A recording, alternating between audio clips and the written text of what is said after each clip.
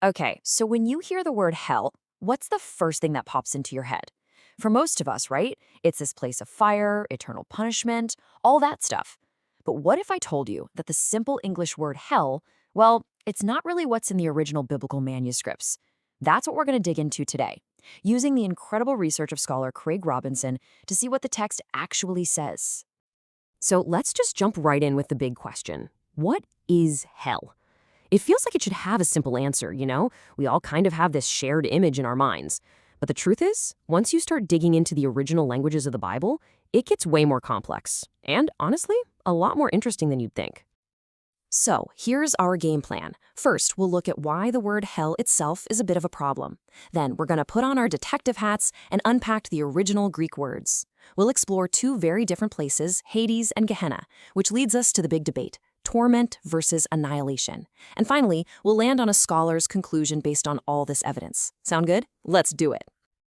All right, part one. So, what's the big deal with one little word? Well, as it turns out, in translation, a single word can sometimes hide a whole world of meaning and, create centuries of confusion.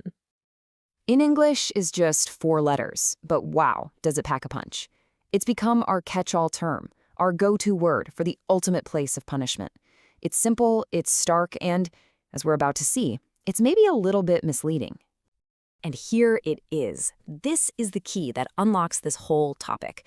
Because when you go back to the original Greek manuscripts, that single, simple word, hell, just isn't there. Instead, you find multiple different words, and each one means something specific.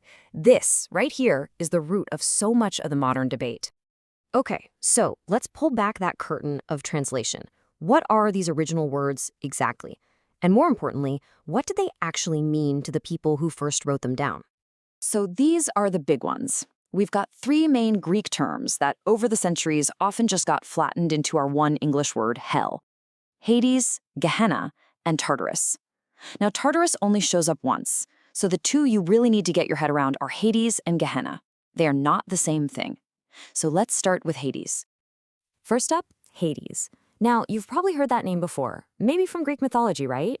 But in a biblical context, it has a very specific and crucial meaning that is a world away from the fiery pit we usually picture.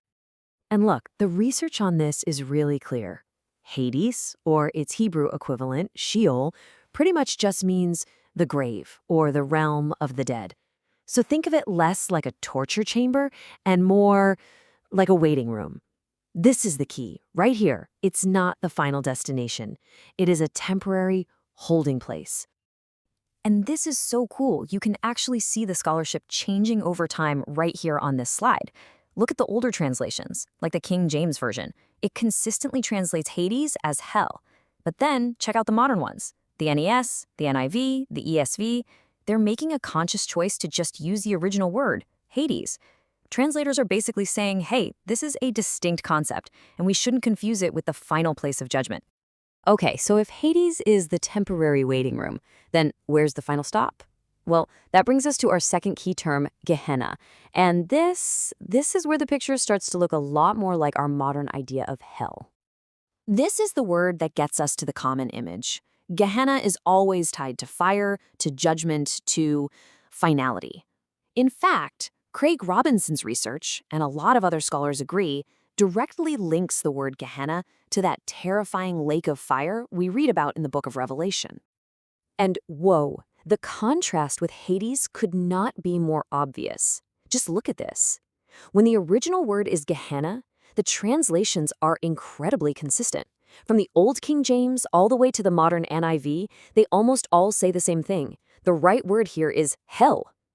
This tells us there's a really strong agreement among scholars that Gehenna is, in fact, that place of final, fiery judgment. Okay, so we've got 2 different places: Hades, the waiting room, and Gehenna, the place of final judgment. This leads us right into the heart of a major theological debate. What actually happens there? Is it endless suffering, or is it just game over, complete destruction? So the whole debate really boils down to 2 big ideas. On one side, you have annihilationism. The argument here is that the second death is exactly what it sounds like, an end. You just cease to exist. Fire consumes things completely. Then, on the other side, you have what's often called eternal conscious torment. This view argues that phrases like weeping and gnashing of teeth or torment forever and ever have to mean a state of endless, conscious suffering. So here's a huge piece of evidence for the annihilation view. The verse says God can destroy both soul and body in Gehenna. And if you're in this camp, you're pointing to that word destroy and saying, see, to destroy something is to unmake it, to end it. How, they ask, could a soul continue to be conscious and suffer if it's been destroyed?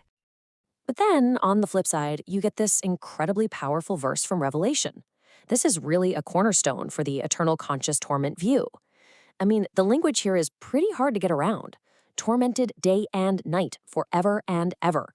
It really seems to be describing not an end, but a continuous, ongoing, never-ending state of suffering. So we've laid out the different words, the different places, and the competing arguments. After sifting through all this evidence, where does Craig Robinson's biblical study finally land? Let's break down his findings. Okay, let's put all the pieces together the way the research does. Step 1, there are two very different places. Hades is the waiting room, Gehenna is the final destination. 2, all that imagery of fire and torment, it's linked specifically to Gehenna. 3, and this is so important, the Bible seems to describe a sequence. People go to Hades first to await judgment. They are only cast into Gehenna after that judgment.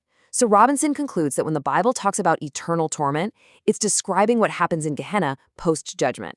And because of that, he argues the case for annihilation becomes very, very difficult to defend from the text. Now, look, at the end of the day, Craig Robinson's research lands on one side of a very old, very complex debate. But whether you agree with his conclusion or not, one thing is crystal clear.